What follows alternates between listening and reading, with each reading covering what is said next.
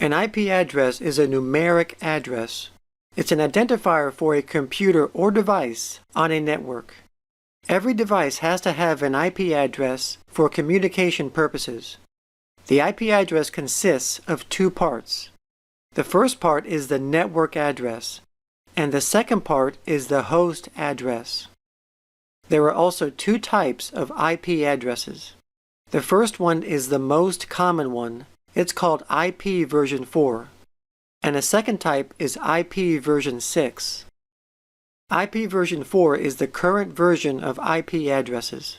It's a 32-bit numeric address written as 4 numbers separated by periods. Each group of numbers that are separated by periods is called an octet. The number range in each octet is 0 to 255. This address version can produce over 4 billion unique addresses. In the world of computers and networks, this IP address in this format here is meaningless.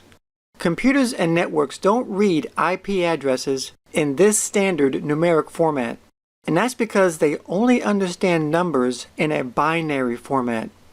A binary format is a number that only uses ones and zeros.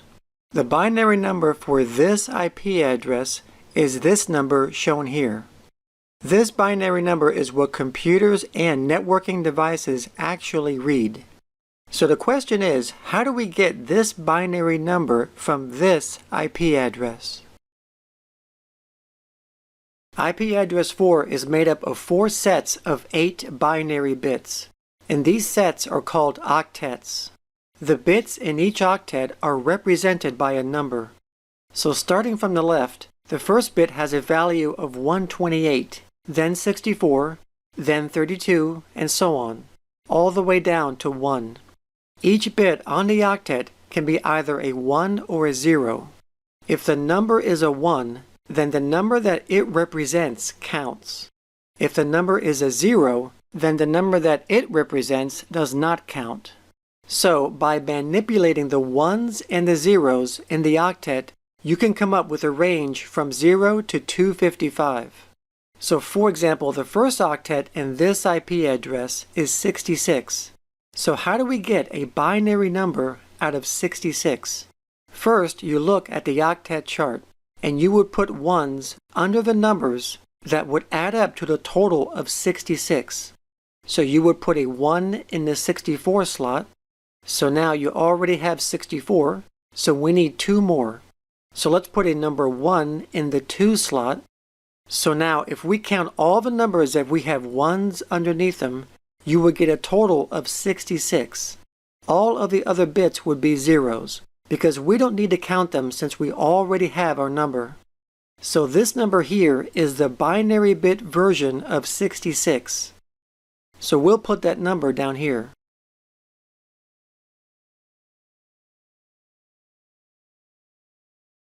So let's do the next number, which is 94.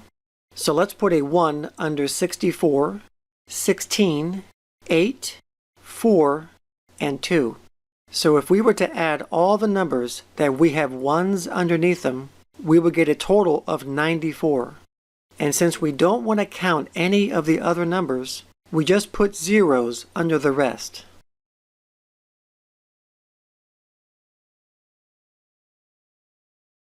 So the next number is 29. So let's put a 1 under 16, 8, 4, and 1. And when you add all the numbers up, you get 29. And our last number is 13. So let's select 8, 4, 1, and when you add those up, you get 13.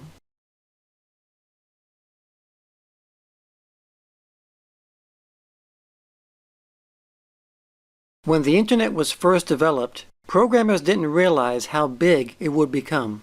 They thought that IPv4, which produced over 4 billion addresses, would be enough. But they were wrong.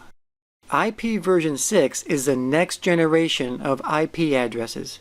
The main difference between IPv4 and IPv6 is the length of the address. The IP version 4 address is a 32-bit numeric address, whereas IP version 6 is a 128-bit hexadecimal address. Hexadecimal uses both numbers and alphabets in the address. So with this type of address, IP version 6 can produce an unbelievable 340 undecillion IP addresses. That's the number 340 with 36 digits after it. So as you might have guessed, IP version 6 is more than enough for the foreseeable future.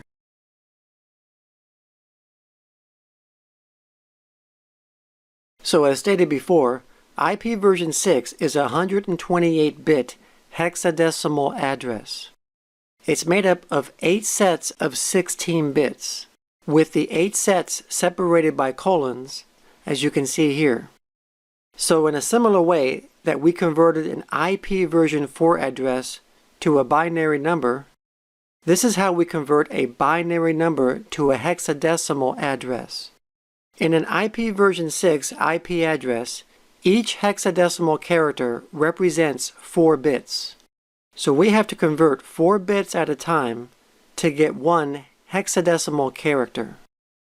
So starting from the beginning, we convert the first 4 bits and put those bits up there against our 4-bit chart, which includes an 8, 4, 2, and a 1.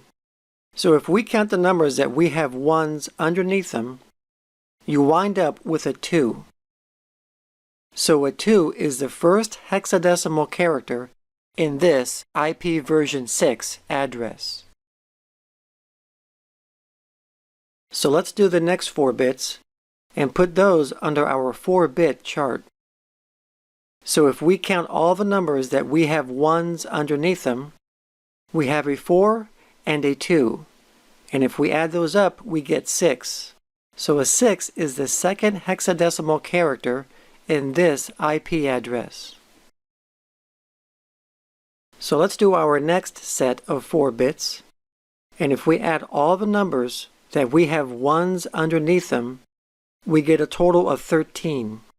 But the problem is, since 13 is a double-digit number, we cannot use a double-digit number to represent 4 bits.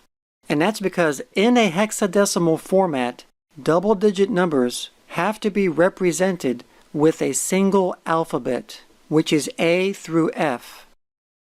So in this case, we have to use another chart for any 4 bits that the sum is 10 or higher. So in this chart up here, if the sum was 10, then we would use the letter A. Or if the sum was 11, then we would use a B. But in this case, our sum is 13. So now for the third character in our binary number, we would put a D. So in our last example, let's do the 4th set of bits. And if we add those up, we get 11. So we have a double-digit character again, which means that we have to convert it to a single character alphabet.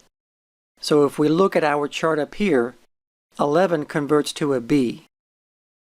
So the first 16 bits of this binary IP version 6 address converts to the hexadecimal address as 26DB.